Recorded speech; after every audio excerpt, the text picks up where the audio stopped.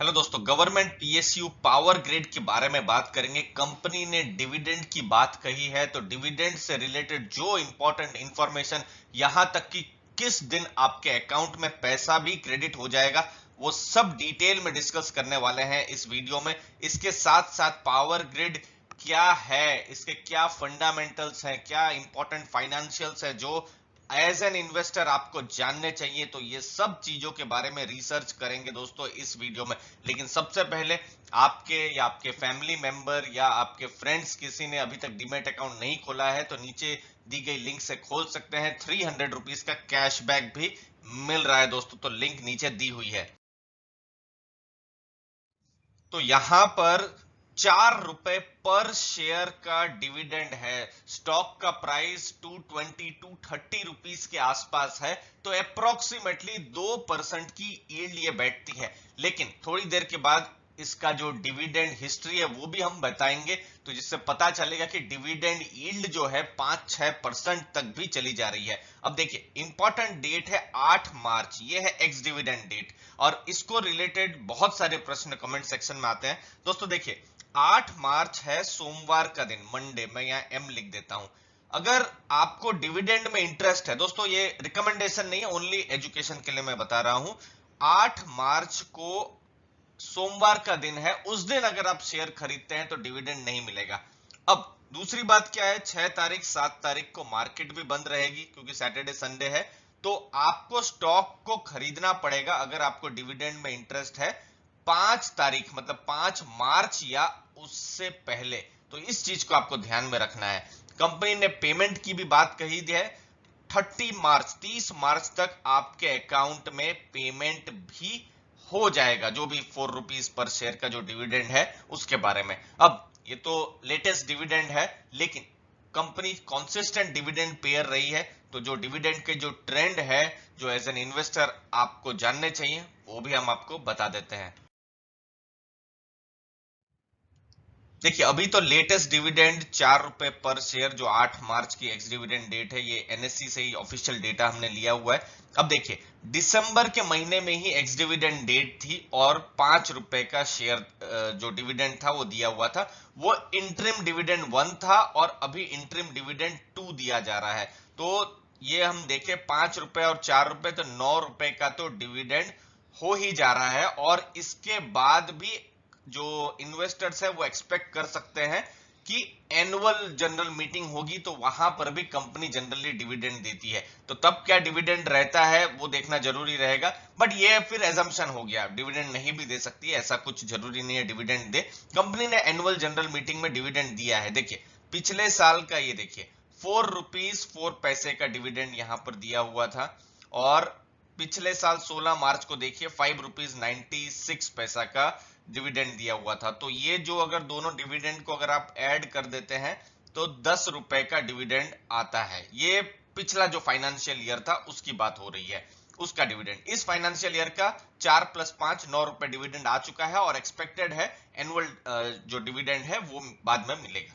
अब देखिए, ये फिर उससे पहले का जो फाइनेंशियल ईयर था, देखिए 2 रुपीज 50 पैसा का जो डिविडेंड था और 5 रुपीज 83 पैसा का ये डिविडेंड दिया था।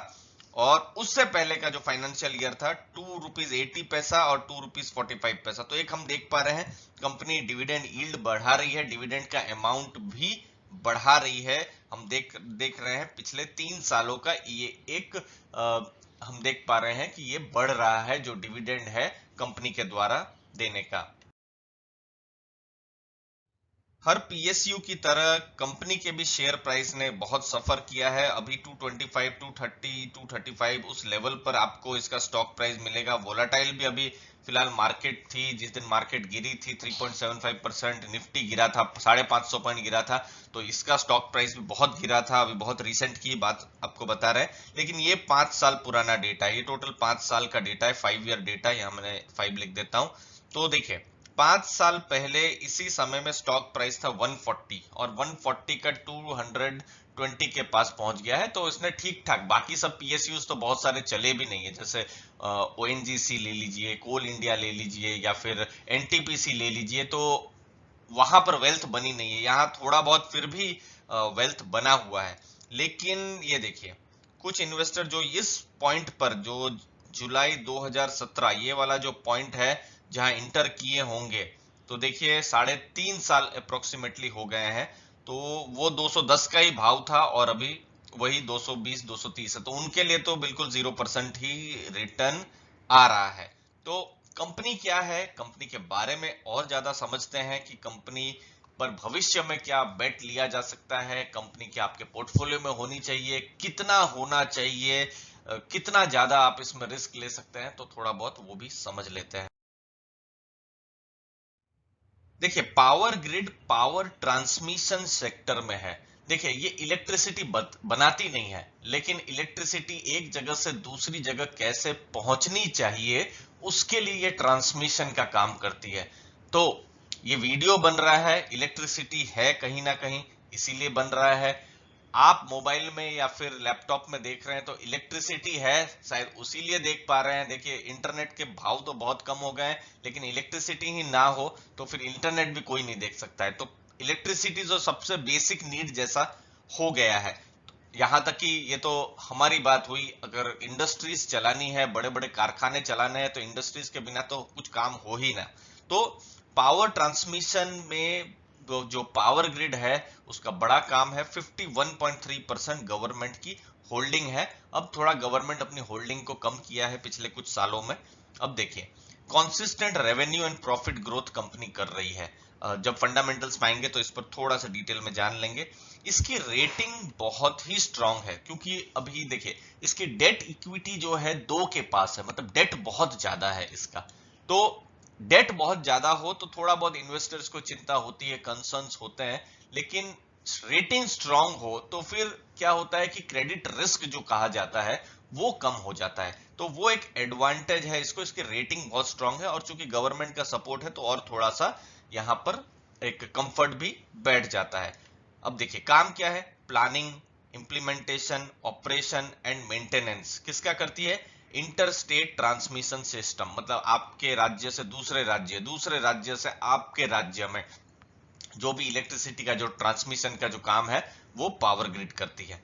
अब रिस्क क्या होती है, कुछ कुछ जो इनके जो कस्टमर्स है, और देखिए इनके कस्टमर्स हम आप नहीं है, इसके कस्टमर्स कौन है, स्टेट गवर्नमेंट्स है। कुछ स्टेट गवर्नमेंट्स थोड़ी कमजोर है, कमजोर मतलब क्या कि उनकी फाइनेंशियल स्थिति बहुत ज्यादा अच्छी नहीं है, तो क्या पेमेंट में वो कभी कभी डिले कर देते हैं, तो वो एक रिस्क रहता है। और रेगुलेटरी इन्वायरमेंट चेंज, क्योंकि पावर है, इलेक्ट्रिसिटी है, थोड़ा बहुत पॉलिटिकल इंटरफेरेंस भी रहता है, हमने देखा हुआ है पास्ट में भी, तो वहां कुछ चेंजेस होते हैं, तो फिर ये कुछ बिजनेस में रिस्क हो।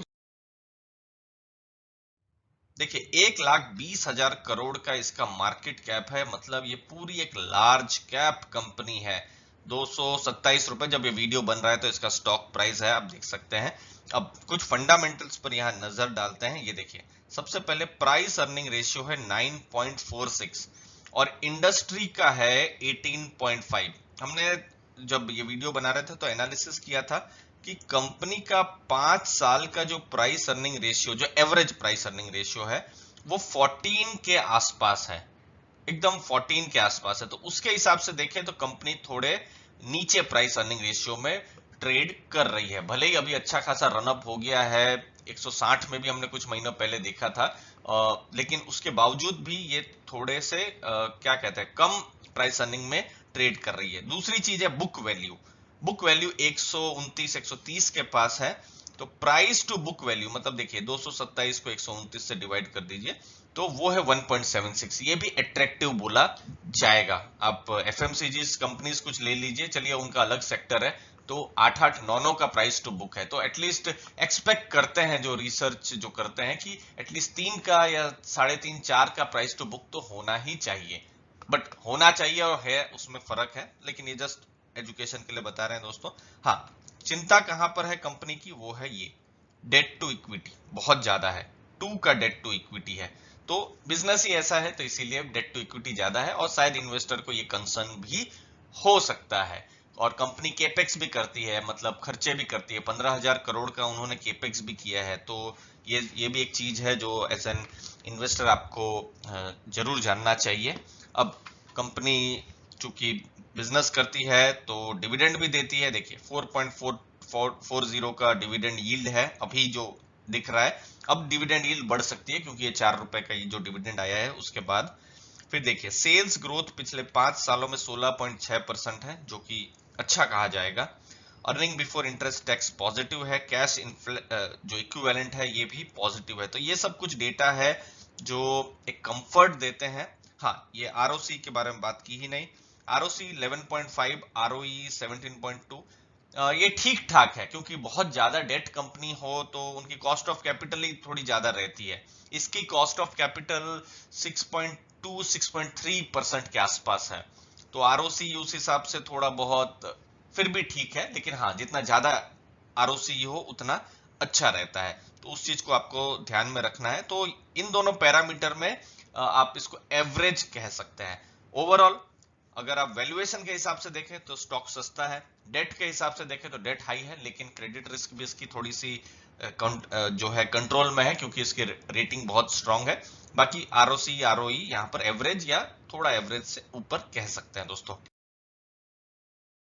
कंपनी क्या है? महारत्न पीएससी है, गवर्नमेंट का बड़ा स्टेक है, थर्ड लार्जेस्ट सीपीएससी है और लिस्टेड कंपनी है। 1 लाख जो हमने अभी बात की, अलग अलग दिन में अलग अलग इसके मार्केट कैप रहते हैं। 21 सब्सिडरीज है, 10 जॉइंट वेंचर्स है, sub station, transmission line, IR capacity, ये सब है। और ये देखिए AAA की रेटिंग जिसके बारे में हम बात कर रहे थे, सबसे स्ट्रांग रेटिंग है।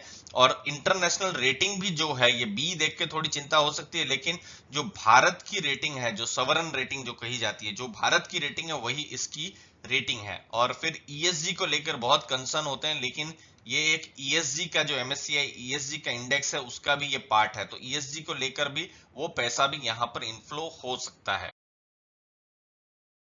लास्ट में देखिए इसकी इनकम, यहाँ मैं कंसोलिडेटेड की बात करूंगा, मतलब स्टैंडअलोन प्लस सब्सिडरीज को ऐड कर देते हैं तो फिर कंसोलिडेटेड हो जा रहा है। इनकम ग्रोथ 9% की हुई है। पैट ग्रोथ मतलब प्रॉफिट आफ्टर टैक्स 26% की ग्रोथ हुई है, वो भी Q3 फाइनेंशियल ईयर 20 और 21 के बीच में। और हमको पता है 2020 का जो ये जो था अक्टूबर से दिसंबर, ये वाला जो समय था थोड़ा सा कह सकते हैं कि बिल्कुल लॉकडाउन की चिंता और बाकी सब चीजें थी। तो उस हिसाब से ये देखिए ये ऊपर की तरफ इनकम भी जा रही है और ऊपर की तरफ यहाँ पर प्रॉफिट आफ्टर टैक्स भी जा रहा है। स्टैंड अलोन भी आप देखिए प्रॉफिट बढ़ रहा है, यहाँ पर सब्सिडरीज का भी यहाँ पर बढ़ रहा है। तो दोस्तों अगर आपको पोर्टफोलियो में, अगर आप कहें तो पोर्टफोलियो में ये स्टॉक होना चाहिए, लेकिन पोर्टफोलियो के टॉप 10 में ये मैं पर्सनली इसको प्रिफर नहीं करूंगा। लेकिन ये ऐसा भी स्टॉक नहीं है कि जिसको मैं पोर्टफोलियो से बाहर रख सकूं।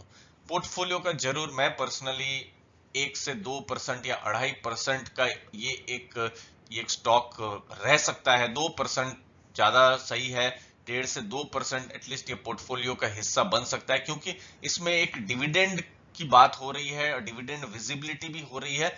और इस बिजनेस को हम ऐसा नहीं है कि हम इसको देख पा रहे हैं 2 महीने 2 साल के लिए, बहुत लॉन्ग टर्म का बिजनेस है, ये 10-15 सालों का बिजनेस है। तो गवर्नमेंट पीएसयू में इश्यूज होते ही हैं कि इनको रिटर्न्स मार्केट नहीं दे पा रही है, तो बहुत ज्यादा इसमें रिटर्न की एक्सपेक्टेशन नहीं रहेगी। ग्रोथ स्टॉक नहीं रहेगा, वैल्यू स्टॉक करके रहेगा। कभी कभी ऐसे मार्केट में ऊपर चढ़े तो अच्छा खासा यहाँ पर रिटर्न मिल सकता है, बट फिलहाल पोर्टफोलियो का एक छोटा हिस्सा इस स्टॉक पर दिया जा सकता है। मैं पर्सनली भी इसमें दे सकता हूं दोस्तों। अपनी भी रिसर्च जरूर करें, फाइनेंशियल एडवाइजर से जरूर सलाह लीजिए। उम्मीद है आपको वैल्यू मिली होगी। आपने अपना समय दिया उसके लिए बहुत बहुत धन्यवाद।